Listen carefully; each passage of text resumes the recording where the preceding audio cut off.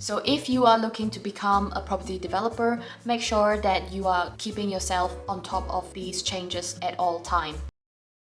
Hi everyone, welcome back to our channel, and today's video is actually a part 2 video on the risks that are involved in running a property business and doing property investing in the UK.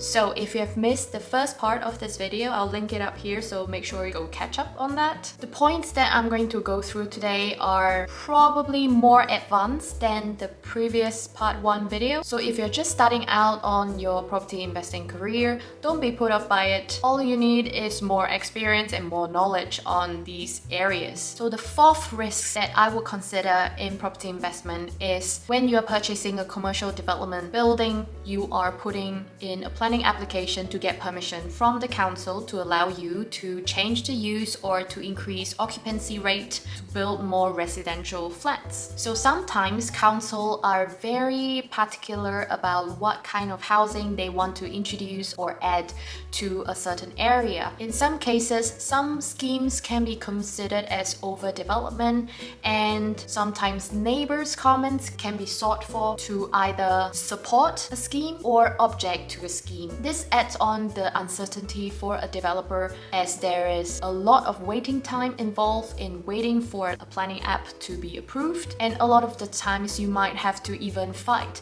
the objections from neighbors as well as the council. There are contamination issues, heritage issues, lighting issues, space standards restrictions. There are so many conditions that you have to consider and meet when you are considering on buying a development opportunity. So when you are a developer, property investor, you need to consider this risk as well. The fifth risk is title issues. Title issues could complicate things when you are buying the property. We have encountered quite a complicated issue on our recent purchase, which I may share in the future, so make sure you're subscribed to our channel, hit the bell so you get notified when we post a video. A complicated issue with the title which could impact future sales or remortgaging because lenders or future buyers might pick up on them. These could be issues with the leasehold, or there could be covenants or restrictions that have been written in the title that cannot be removed. Again, it takes knowledge and experience for a developer to determine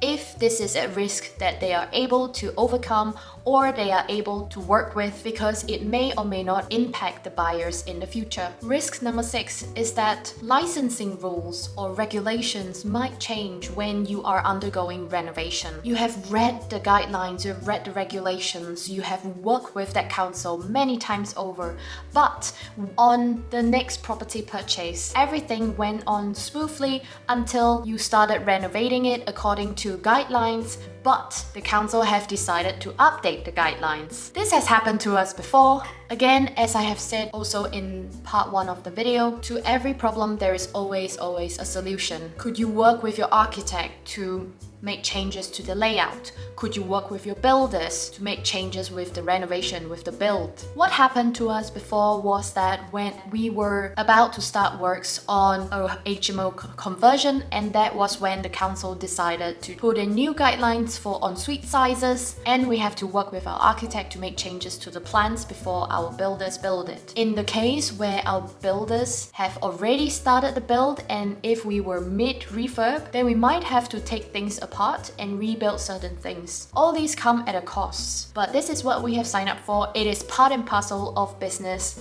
As a business owner, you need to take on risks and be able to assess them if that impact you hugely or to a little extent. For us on that particular project, the return on investment that we are going to get on that property after developing it and tenanting it, it far outweighs the cost and expense that we have to fork out during the refurb to make this certain changes, and therefore we could move forward smoothly with the project. So bear in mind that legislations and regulations, guidelines can change whenever and wherever. So if you are looking to become a property developer, make sure that you are keeping yourself on top of these changes at all time. So that's it guys. These are the 6 risks that I see are important in property investing. Of course, I have only just scratched the surface. It's only the tip of the iceberg. There are so many more that I haven't talked about. If you have any questions or there are other topics on this that you wish that we talk about, leave a comment in the comment box below. If you have found this video interesting, give us a like. Make sure you're subscribed to our channel. Hit the bell so you get notified when we post new videos. See you on the next one. Bye bye.